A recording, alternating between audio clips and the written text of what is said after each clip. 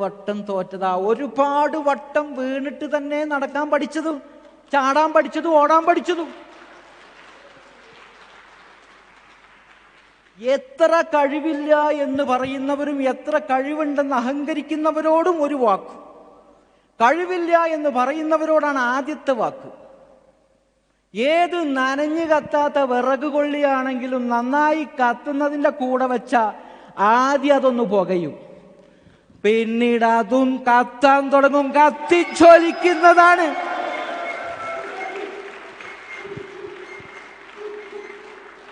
ഇത് പ്രകൃതിയുടെ നിയമമാണ്. അത് മാറ്റാൻ ആരെക്കൊണ്ടും സാധ്യമല്ല. ഇനി അറിവുണ്ടെന്ന് അഹങ്കരിക്കുന്നവർക്കുള്ള ഒരു വാക്ക്: എന്തൊക്കെ നേടിയാലും എന്തൊക്കെ പഠിച്ചാലും ഗുരുത്വം പോയി